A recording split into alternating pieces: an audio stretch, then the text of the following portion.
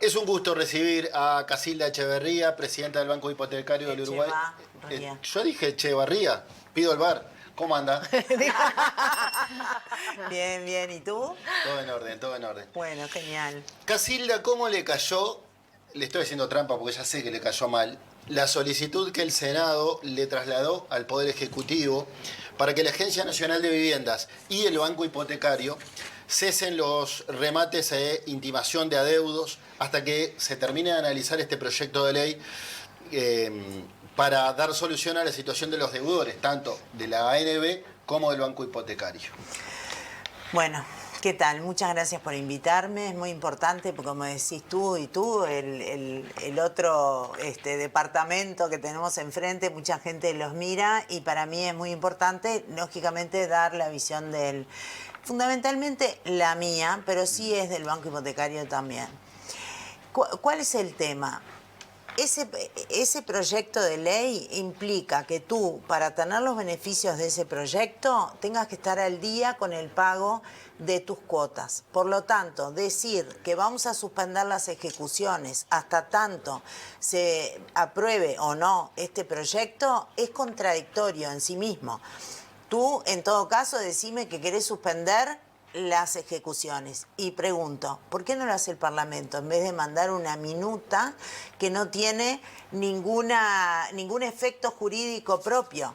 Le manda al Poder Ejecutivo para que luego el Poder Ejecutivo, si lo entiende conveniente, nos remita al ente autónomo Banco Hipotecario para que tomemos determinadas acciones. Así que, en primer lugar, nada tiene que ver con el proyecto en sí, es más, es contradictorio con el proyecto. Usted fue más allá, dijo que es demagógico. Sí, claro, porque al ser, imagínate que el Senado aprobó con unanimidad esa minuta y el proyecto está a estudio en la comisión del Senado, se supone que lo conocen.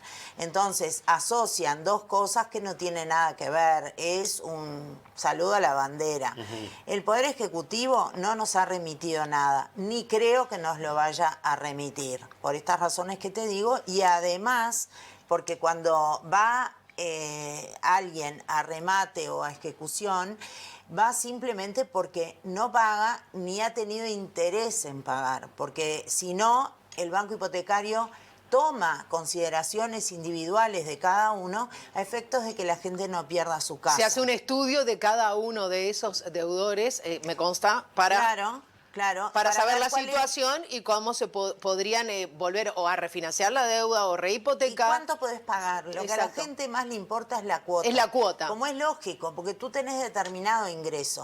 Entonces, tú me decís que es tanto o que los intereses son tantos. Sí, pero yo lo que puedo pagar es X. ¿Y se refinancia? Y se trata, en base a eso. Ahí está. Y lógicamente que si se baja la cuota, se extiende el plazo, justamente el plazo de la deuda. Obviamente, claro, pero entonces, es algo más accesible para las personas. Si le interpreto bien, usted entiende que el Parlamento, Poncio Pilato se lavó las manos, no se hizo... No, es que usted dijo que no se hizo cargo de su responsabilidad. No, sí, pero me hace gracia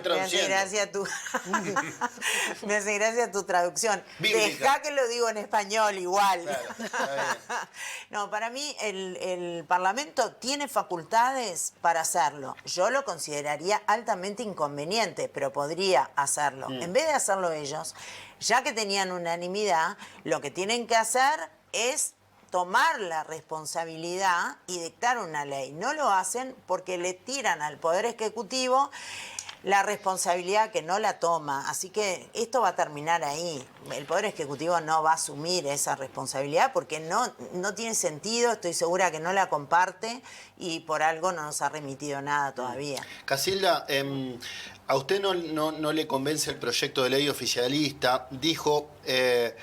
con los colegas de la diaria, que quede claro que el Banco Hipotecario tiene la posibilidad, por su responsabilidad patrimonial, de soportar el impacto que pudiera tener la aplicación del proyecto de ley sin necesidad de incorporarse al BROU, por aquello de la fusión del Banco Hipotecario.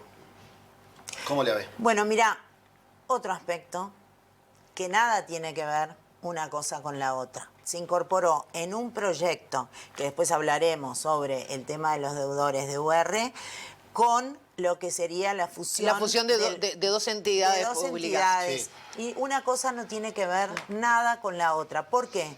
Porque el banco hipotecario, me guste a mí o no, que todos saben que no me gusta, puede soportar con su patrimonio, que hoy en día representa 1.000 millones de dólares. Ponele que el dólar está bajito, 900 millones de dólares. Y nosotros tenemos la exigencia de tener un décimo de ese patrimonio para cumplir con las responsabilidades frente al Banco Central. Entonces nosotros, nos guste o no, podemos soportar ese cimbronazo, sí, que serán más o menos 400 millones de dólares. ¿Me gusta? No. ¿Voy a tener la misma cantidad de plata para prestarle a terceros? No. Que es injusto, porque va a haber gente nueva. Si nos plantamos en el peor escenario, ¿no? Si nos plantamos en el peor. Así que una cosa no tiene que ver con la otra. No sé por qué hicieron un único proyecto. En esto hay consenso también con los directores del Banco Hipotecario de la oposición, Gabriel Frugoni, por ejemplo. Correcto. Quien tampoco ve con buenos ojos la fusión con el BROW. Dice Frugoni, no es necesario desde un punto de vista financiero, ya que el Banco Hipotecario es el banco más solvente del país. ¿Usted también cree que es el banco? No sé, él es economista, se hará responsable de eso. Yo no lo sé si es el más o no. Sí que es sólido, solvente, rentable y que puede soportar ese cimbronazo. Y te digo más, yo no estoy en desacuerdo en hacer más eficiente el Estado. Si fuera esa la razón, ¿entendés? Si yo tuviera que estudiar fusión de 1000 cosas que hay en el Estado, incluso algunos ministerios que podrían unificarse, tener menos gente, las intendencias, las alcaldías, los bancos, todo. Estoy dispuesta a analizar todo para ser más eficiente, sobre todo para que haya menos trámites también, porque los trámites hacen pesado el Estado para la gente, claro, para la gente común. Entonces, yo no me opongo a estudiar una fusión del Banco Hipotecario con el BROW, como tampoco me opongo a estudiar nada que haga más eficiente el Estado. Lo que digo es que en este momento las causas que se alegaron para hacer esa fusión no son ciertas. No son las correctas, sí. Claro. Por ejemplo, el Banco República entiende que esta eventual fusión potenciaría el desarrollo del mercado inmobiliario. ¿Es así? A mí no me gusta mucho hacer futurología. Creo que no, y te explico por qué. El banco hipotecario, o sea, para tú poder dar créditos a muy largo plazo, tenés que tener un patrimonio muy importante. ¿Por qué? Porque tú tenés que tener la tranquilidad, digamos, que si esa gente no te pagara, en el peor de los casos ninguno, pero en el mejor de los casos algunos, tú tenés que tener un patrimonio suficiente para soportarlo. Y eso hace que el patrimonio del banco hipotecario sea tanto mayor en relación a los préstamos que otros bancos, porque otros bancos dan créditos de corto plazo. Entonces vos prestaste, te devuelven, prestaste, te devuelven, siempre con lo mismo. Nosotros tenemos que tener esa garantía de tu patrimonio propio. Entonces, el Banco República tiene otro negocio, que tiene otro tipo de créditos, y por lo tanto no creo que que agregara suficiente patrimonio como para extender más el crédito hipotecario, porque su negocio es otro y no tiene ese respaldo patrimonial que necesitan los créditos de largo plazo. No hoy, porque no lo necesita, porque no es lo que su negocio. No es su métier. Claro.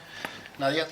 Casilda, ¿cuál es la situación puntual de los deudores hoy? Estas familias que plantean que pagaron 2 y hasta 3 veces más sus apartamentos, aquellos que tienen temas con los colgamientos también, y esta situación puntual de la UR en el Banco Hipotecario. Ahí está. Primero te digo, la UR, comunidad de medida, no los ha perjudicado. ¿Qué pasa? Que tú en los créditos muy largos, de 15, 20 y a veces si refinanciás, como hablábamos recién, llegás a 40 años, lo que se prioriza es que tú no pierdas tu casa. ¿Qué quiere decir esto? Que si tú estuvieras pagando un alquiler y en vez de 30 podés pagar 15, te tenés que ir. O en vez de 15, 3, te tenés que ir. En cambio, en el banco hipotecario tú podés bajar tu cuota y refinanciar a más largo plazo. ¿Qué hace eso? Que tú tengas que pagar más intereses por el periodo extraordinario. Eso primero. Así que tú vas a pagar más. Si yo te presto a ti 1.000 pesos, tú no me vas a devolver 1.000 pesos. Me vas a devolver 1.000 más su ajuste, si es un tiempo muy largo, más los intereses de todo ese periodo. O sea, si tú me lo comparás con los 1.000 iniciales, sí, vas a pagar más de una vez. Claro, exacto. Ahí está. Pero 25 años, 30 años, 40 años. Y son muchos intereses, tú lo vas pagando, pero te estás comprando una casa. No es un alquiler que el día de mañana te vas dicen, y no te llevaste ni un señorita, ladrillo. váyase y te llevas una valija. No. Entonces tenés que pensar qué es lo que querés, porque si tú lo que querés es pagar menos en un alquiler, en una casa más lejana o lo que sea, está bien, están las opciones de cada uno. Ahora, si tú querés el día de mañana, cuando se te achican los ingresos porque sos, por ejemplo, te jubilaste o lo que sea, y necesitas el techo, vos lo podés tener. Entonces el otro argumento es, bueno, pero es viejito y tiene que seguir pagando. Sí, pero se le adecua a lo que puede. Bueno, pero y después deja a los hijos la deuda. Obvio. Pero le deja un bien. Claro, porque tú a tus herederos les dejás el inmueble y si faltó pagar, pues que sigan pagando, pero no se pierde el inmueble. No es que fallece una persona y tú sacás el Pero ahí inmueble. está también, perdón Casilda, capaz que peco de ignorante, pero también ahí está el seguro de vida, que tiene una cobertura. También, si tú optaras por dejar el crédito, sí hay un seguro de vida, ¿cómo no? Recientemente, además, renegociado con el Banco de Seguros del Estado a una muy buena prima. Pero sigo con lo que tú me preguntabas. Ahí está. El colgamento es una parte de tu cuota en un determinado momento, casi todas por ahí, por el 2002 y qué sé yo, que la gente... En plena crisis. Exactamente. Entonces, tomaban parte de lo que tú debías en ese momento y te lo trasladaban al final del periodo de pago, sin intereses. Entonces, lo que yo me pregunto es a quién se le ocurrió ponerle ese nombre. Sí. Porque parece que es una cosa que te cuelgan en la espalda. No, fue algo que te sacaron de la espalda porque sin intereses te lo trasladaron para más adelante. Fue parecido a lo que pasó en la pandemia, que se trasladó una parte del crédito, se trasladó justamente para no descontarlo todo, se descontó el 50%. Primero y después el 25%. Exacto. Correcto. Entonces, es un favor que se hizo a los deudores. Ahora, otro aspecto de tu pregunta, porque tu pregunta tenía mucha cosa. Sí. Bueno, cuando tú tomás el crédito total en 25 años, obviamente la UR se creó más adelante, pero como va con la inflación, tú la podés simular para atrás. Si tú mirás el periodo completo de un crédito, los vaivenes, digamos, los sub y bajas de cada unidad de medida de la UI y la UR se van unificando en el largo plazo. Lógicamente que hay periodos, la UR se ajusta por el índice medio de salarios, hay periodos en que los salarios subieron más que el IPC, pero hay otros periodos en que la UI, que se ajusta por el IPC, subió más. Entonces, si tú me tomás un X periodo, claro, me vas a decir, pagué más porque si en este momento tuviera una deuda de UI, pagaría menos. Sí, pero acordate que las deudas de UR se ajustan una vez al año, con lo cual tú tenés todo un año que no te ajustó la cuota. Y después la en UI, septiembre, en cambio, va cambiando dinámicamente. todos los meses. Exacto. Entonces, tú no te cuando debes en UI, no te comes la inflación de un año, como se lo comen las de UR. Entonces, lo importante que la gente tiene que saber es que no es cierto que la moneda UR, la unidad de medida UR, haya sido perjudicial para los deudores. Y el último aspecto que te quería comentar de esto es que ahora dicen, yo pagué un apartamento de tantos dólares, pero como ahora el dólar está replanchado, entonces lo comparo con lo que vale hoy el dólar. ¿la casa vale más? Y sí, vale más en dólares. Pero tú tenés que mirar lo que tú contrataste, el hecho de que no perdés el inmueble y que además en el largo plazo tenés la misma evolución que las demás unidades de medida. Casilda, uno de los que tuvo la iniciativa con este proyecto de ley es el senador blanco Sergio Botana, también el blanco Carlos Camí, el colorado Germán Coutinho y el cabildante Raúl Lozano antes de asumir como ministro de Vivienda. Entienden ellos que ahí tiene dos grandes ejes. Por un lado, la solución para los deudores, por otro, la absorción del banco hipotecario por parte del BRAU. Botana dijo que con esto no se pretende hacer justicia, sino terminar con el drama de los deudores y que tendría un costo de 330 millones de dólares. ¿Ustedes entienden que se puede terminar con el drama de los deudores? Lo que bien aludía Nadia, sin transformar este proyecto de ley en ley y sin la fusión por parte sin el anexo al BRAU. Sí, claro. ¿Cómo sí. entonces? Y bueno, porque el tema es que el banco hipotecario tiene hoy 300 refinanciaciones anuales. ¿Eso qué quiere decir? Que la gente, como decíamos hoy con Sandra, si la gente viene y te dice, mirá, perdí el trabajo, se me enfermó un hijo, tantas cosas que nos pasan a todos, a todos. Bueno, en ese caso lo que se trata es de buscar lo que tú podés pagar y llevarlo a refinanciar. También hay aspectos que yo en general no lo digo porque son muy puntuales, pero a veces sucede que el inmueble ha perdido totalmente el valor, por las razones que sea, por ahí porque no lo cuidaron, o por ahí porque la gente compró en un mal lugar, o porque se lo construyeron mal, lo que sea. Eso también se considera, porque viste que a veces podría ser peor. Ponele que esa gente pueda pagar 0 y yo lo tengo que ejecutar. ¿Me vale ejecutarlo, dejar a una persona sin casa, cuando yo sé que si no va a haber compradores por ese inmueble, me lo voy a quedar? ¿Qué me significa? Que tengo que cuidarlo, que no se ocupe. Que no entre gente, mantenerlo. Bueno, a veces también se toman esos criterios, pero esos criterios ya son de individuos que podrían ser un grupo de gente, pero por otras razones que no es la UR en absoluto. Claro, que no se puede aplicar la generalidad al grupo, porque No. son todos casos particulares. No de UR, pero sí si tú me dijeras, mira, ahora vienen A, B, C, D y dicen, che, mirá lo que me pasó, es una zona inundable, se nos pusieron todos los inmuebles mal, no podemos seguir pagando porque ahora tenemos que reconstruirlos. Ponele, ¿no? Bueno, es una situación que, si bien individualmente la vamos a considerar, tiene una razón colectiva. El problema es que los deudores de UR traen como razón colectiva la UR, que no es. Que no es. Y ya está. Nadia. Casilda, ¿cuál es la propuesta del Banco Hipotecario al día de hoy en relación a la competencia con los otros bancos que ofrecen menos años, cuotas más dinámicas, más posibilidades de pago? ¿El Banco Hipotecario se está adaptando a los cambios del mercado? Bueno, te diría que el banco hipotecario es competitivo, tenemos un tercio del mercado, tenemos las tasas muy competitivas, o sea, no es que yo me adapte al mercado. En un mercado de competencia libre, que somos 7 bancos, todos nos adaptamos a todo. Si yo bajo las tasas, los otros la bajan, si otro la baja o da menos tiempo o lo que sea, es competencia. Así que no es que el banco hipotecario se adapta. Antes el banco hipotecario tenía el 100% del crédito hipotecario porque era un monopolio, pero a medida que otros bancos van compitiendo, por suerte, porque para la gente es bueno que compitan, ¿viste? Porque así todos tratamos de estar... El usuario se favorece de la competencia. Y claro, porque tú tratas de ser más eficiente, de no tener gente que no esté trabajando, sino que tengas la gente necesaria para trabajar, que las tasas estén acordes.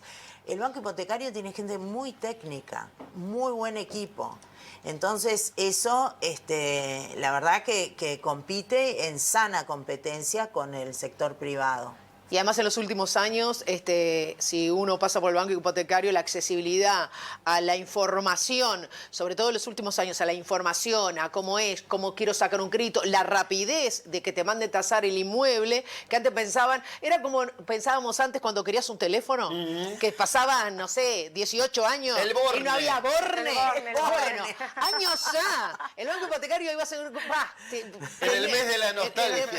¿Cuándo me van a tasar? Pero ahora la rapidez, y eso es una forma también de ayornarse al sector privado. Sí, claro. Ahora podés hacer varios trámites por la web, por la web. Es mucho más rápido. Y la agenda, como que es todo el mucho más mundo, dinámica, sí. realmente. Casilda Echeverría, presidenta del Banco Hipotecario del Uruguay. Gracias, vio que dije Echeverría. Todos me toman el pelo porque me fastidio. A mí me pasan cuando ponen César sin tilde en la E. Y sí. Casilda, gracias. A mí A cuando me ustedes. dicen Echegoyen sin té. Y bueno. ¿Viste? Ahí va. ¿Viste? Y yo soy Rodríguez sin tilde. Se ofenden todos al final. Yo soy Mira, la Rodríguez única clara es que sin se ofenden tilde. todos. Yo soy Rodríguez sin tilde, Mirá así vos. que no me Mirá, ofendan, porque eso es yo- raro. Gracias, Casilda. Gracias a Gracias. ustedes. A las Pasé muy órdenes. bien.